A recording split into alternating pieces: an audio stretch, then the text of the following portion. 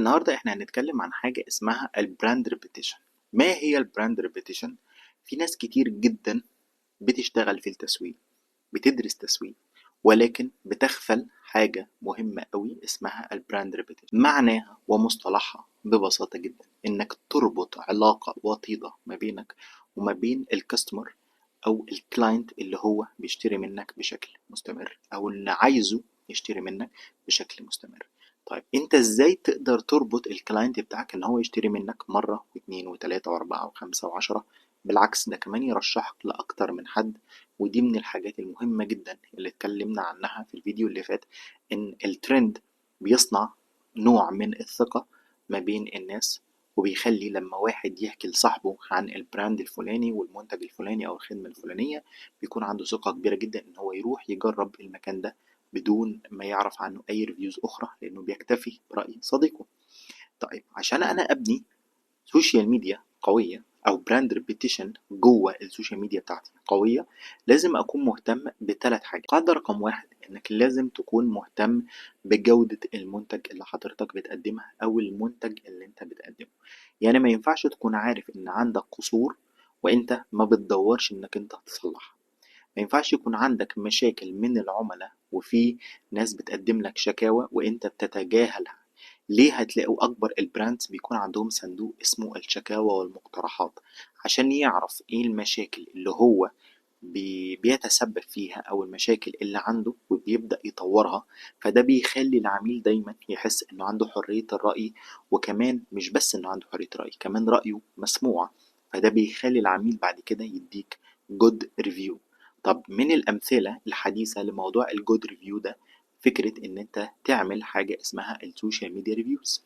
يعني واحد اشترى من عند حضرتك أوردر، إذا كان عن طريق الويب سايت أو عن طريق الرسائل أو حتى اشترى منك من أي فرع من الفروع اللي حضرتك موجود فيها، بتبدأ تطلب منه إن هو يكتب لك اون سوشيال ميديا بتاعته أو بتاعتك كبيج، يعني إن هو يكتب لك ريفيوز، إذا كان على الفيسبوك ريفيو، إذا كان انستجرام ريفيوز، أو حتى في عندنا أو في دلوقتي حديثا بقى في كارد إن أنت أول ما بتعمل له سكان بيروح على جوجل ريفيو وبيبدأ يعمل لك ريفيوز.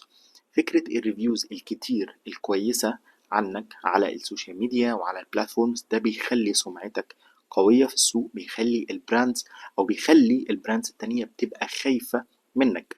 ليه خايفة منك؟ لان انت عندك قاعدة جماهيرية كبيرة بتشكر فيك، فبتبقى بيج نيم. بلس ان لو انت جالك اودينس جداد او جالك جماهير جديدة، جالك كاستمرز جداد، بيدخلوا يشوفوا اول حاجة اراء الناس اللي قبليهم ايه فيك. اذا كان بقى إذا كان عندك مشكلة حلتها إزاي، إذا كان الريفيوز بتاعتك على الصفحة، الريفيوز بتاعتك على الجروبس البرايفت، حتى لازم تقدر توصل للجروبات البرايفت اللي الناس بتتكلم عنك فيهم.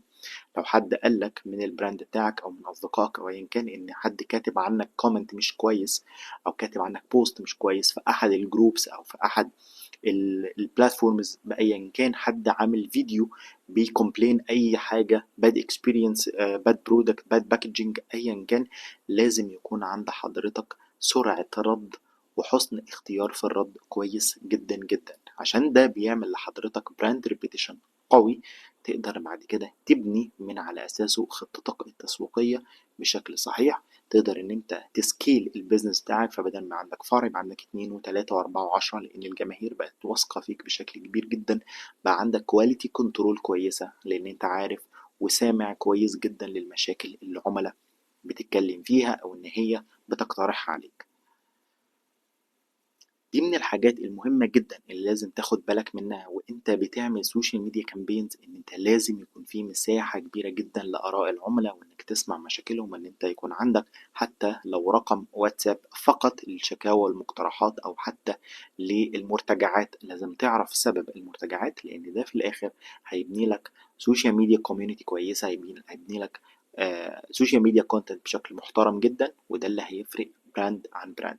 مش فكرة ان انت بتنزل بوست وبتعمل عليه اعلان ممول، او ان انت حتى بتنزل ريل، او انت بتعمل انجيجمنت مع السوشيال ميديا. لا، لازم يكون عندك سرعة رد وسرعة حل المشاكل بشكل كبير جدا. وده اللي بيبني البراند ريبيتيشن ما بينك وما بين اي كاستمر او كلاينت موجود في الدنيا. متنسوش تعملوا لايك وفولو وتابعوا الصفحة بتاعتنا وكمان على اليوتيوب، عشان هننزل حلقات كتير جدا بنتكلم فيها عن الماركتينج بشكل عام وازاي تعمل ماركتنج بلان وازاي تتعلم سوشيال ميديا ماركتنج.